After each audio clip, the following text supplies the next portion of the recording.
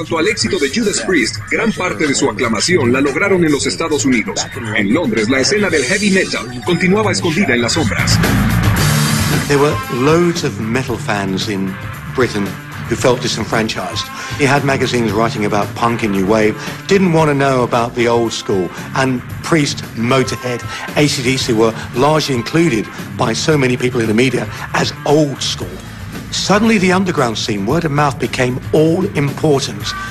And it was at this time that the bandwagon, the heavy metal sound house in northwest London, came into its own, because a guy there called Neil Kay stuck to his guns.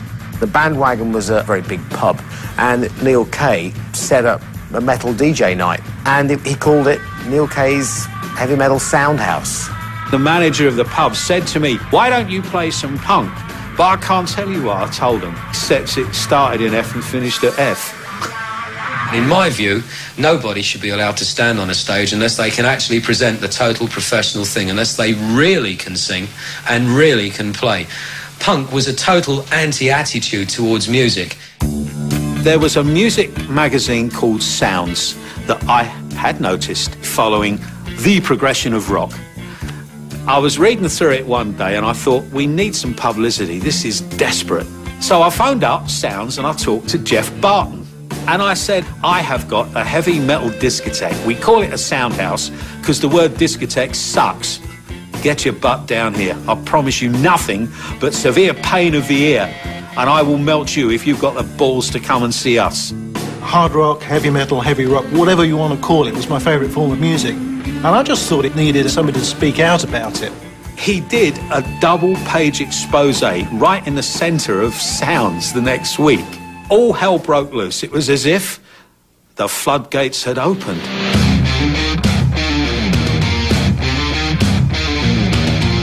We went up from about 300 to about 750, 800. There was no room for half of them. They were all outside on the roundabout, on the green, everywhere. You had kids in denim jackets full of patches, T-shirts that went from Motorhead to Judas Priest to AC/DC. You kind of felt part of a community. You felt very, very special. It was also a blessed relief after being bombarded here, there and everywhere by other forms of music that you didn't really like. We knew we'd established the craziest place on God's earth for rock and roll. You had these weird, crazy things happening. People would turn out and they weren't just playing air guitar, they'd play cardboard guitar. They'd lovingly craft their own instruments. It became a scene within a scene.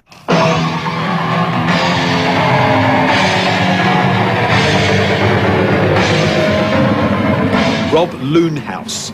He invented the air guitar probably back about 1976.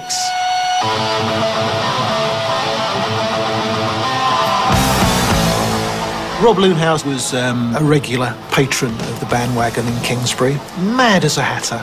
Absolutely mad as a hatter. Just an incredible character. The cardboard guitar syndrome, well, sorry, Rob, hardboard guitar. He objected to the word cardboard. Started one evening back then when the customary amount of head banging was going on, as it always did. Rob shoved his way forward. The next thing I see is this tall bloke, thin with a beard, and he's standing there with a hardboard guitar, and he's using it, and he's looking so good, I really believe he's playing it. The great thing was they weren't taking the piss. They were doing it because they loved it. The next weekend, there was 10 of them. The next weekend, there was 15. Then there was 20. There was no other club like it in the country, and people came from far and wide to see this phenomena. Our guitar player, Randy Rhoads, left Quiet Riot to join up with Ozzy Osbourne, and he used to give me phone calls when they were recording those albums and said, "You're not going to believe what's going on over here." The kids in the audience come with cardboard cutouts of a mock-up of the guitar players, kind of guitars they use. I said, "What do you mean?" He goes, "Well, like, for example, if you were to see Judas Priest, they'd have a flying V, a cardboard flying V like KK Downing would have." Neil tocaba lo que los fanáticos querían oír, y si eras una banda de metal con alguna esperanza, lograr que tu demo fuera tocado en una casa musical significaba todo. Jeff Barton took my weekly request chart. He published it in Sounds and it went worldwide. That really opened the door. Rock and roll! Demo tapes started pouring in from everywhere. Steve Harris, Dave Murray, They came in one night from East London. I'd never even heard of them.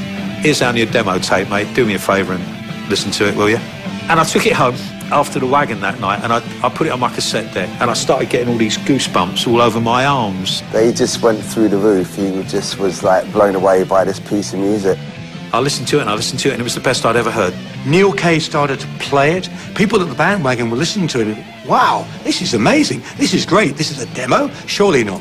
These were songs that you could headbang to, you could wave your fist to. That was Iron Maiden's demo tape.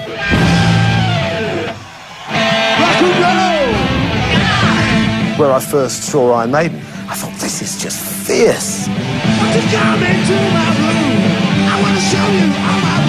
I looked at the singer and I thought, I reckon I could do a better job than him, though, you know. I mean, I should be singing for those guys.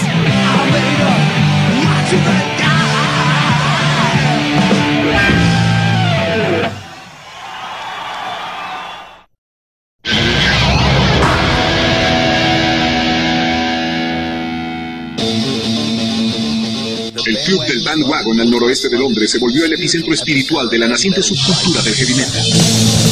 Y para principios de los 80, nuevas bandas que prosperaban en velocidad, fuerza y volumen se equilibraban para anunciar una nueva era.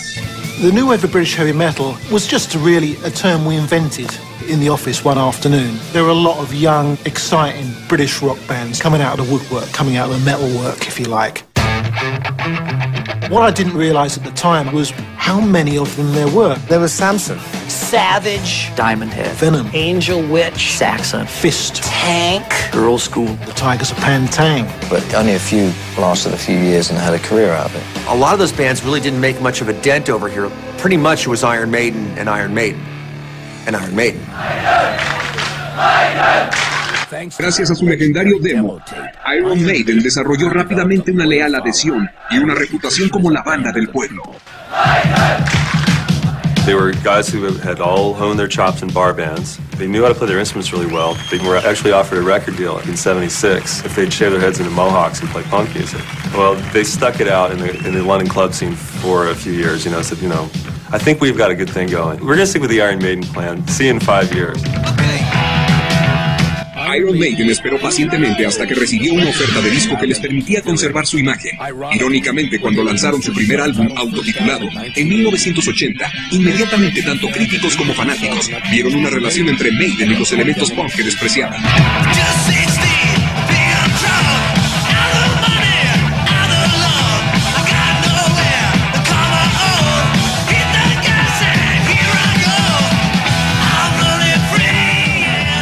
More than any band at that particular time, they had a little bit of grudging respect from punk writers of that generation, particularly with the singer Paul Di'Anno in the lineup. They had this kind of punk metal edge that I think crossed over to a large extent. They wrote these songs that were really complicated, like Emerson, Lake and Palmer, prog rock, or Genesis. And then they had the energy of punk. So while punk bands were a lot of times just really playing 3 chords really fast, Iron Maiden was playing this intricate spider-webby guitar lines, and it sounded like classical music.